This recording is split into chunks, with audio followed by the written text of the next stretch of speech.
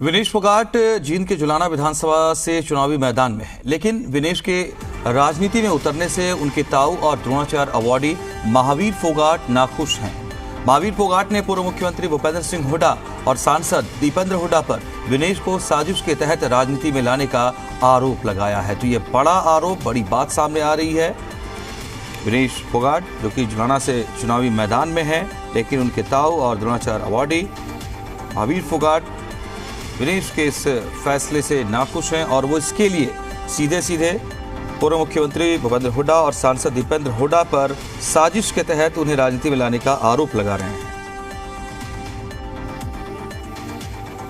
हरियाणा में ही नहीं बल्कि पूरे देश में चर्चित पहलवान विनेश फोगाट ने राजनीति में अपना कदम रख दिया है और राजनीति में कदम रखने के बाद उनके जो ताऊजी हैं, द्रोणाचार्य अवार्डी हैं, उनके ताऊजी महावीर फोगाट आज हमारे साथ मौजूद हैं। हम उनसे बात करने वाले हैं। क्या कहेंगे विनेश फोगाट ने जैसे ही राजनीति में कदम रखा है?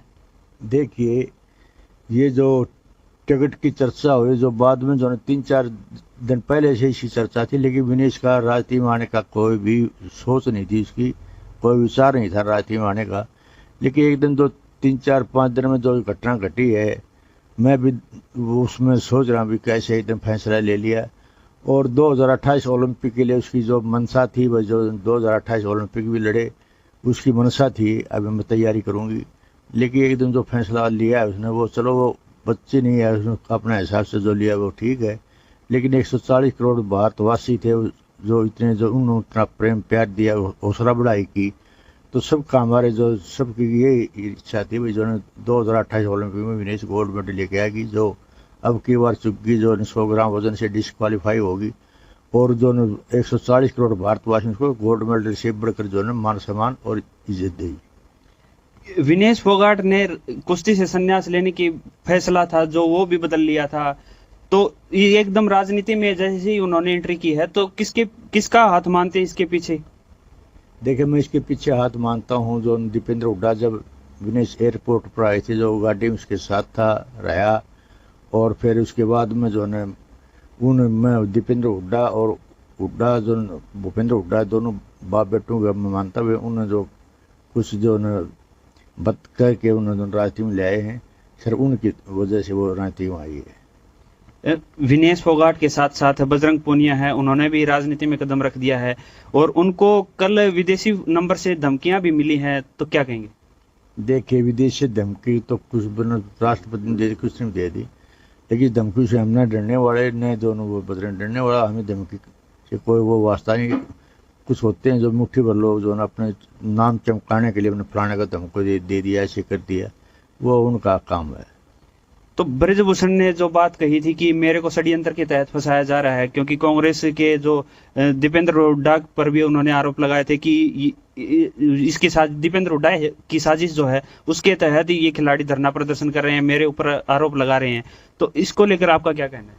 देखिए, जब उनका धरना प्रदर्शन था, इसके अंदर कोई भी जो है किसी का वो नहीं मानता, क्योंकि शुरू से मैं धरना पर भी गया हूँ, मेरी बात भी हुई, उस टाइम कोई किसी का वो नहीं था। जिस धरना पर दीपेंद्र भी गया है और सब गए हैं, लेकिन उस टाइम कोई राजनीति का कोई सवाल नहीं था। जो मैं बताऊँ 5 दिन पहले कोई सोच भी नहीं थी विनेश की भी, अब मैं चुनाव लड़ूँ या नहीं, बजरंग की सोच थी मैं चुनाव लड़ें। और बाद में जो बजरंग ने तो मना कर दिया था कुश्ती लड़ने से, क्योंकि मेरी बजरंग से बात हुई आप जो कुश्ती लड़ो 2028 के लिए तैयारी करो, तो उन्होंने जो मना कर दिया जी मैं तो कुश्ती लड़ नहीं सकता। वो फिर जो खुद उसने फैसला लिया जो राजनीति में जाने के लिए। फोगाट परिवार में दो टूक करने के पीछे किसका हाथ मानते हैं? क्योंकि एक बेटी बीजेपी से चुनाव लड़ने की तैयारी में थी, एक को कांग्रेस से टिकट देके मैदान में उतार दिया है। देखिए, पहले बात तो 2 टूक तो मैं नहीं मानता परिवार को। एक विनेश से या विनेश के जो बयान से थोड़ा जो परिवार जो 2 टूक हो जाता है, ये तो मेरा परिवार है, गांव है, उनसे पूछ लिया। परिवार तो हमारा इकट्ठा है।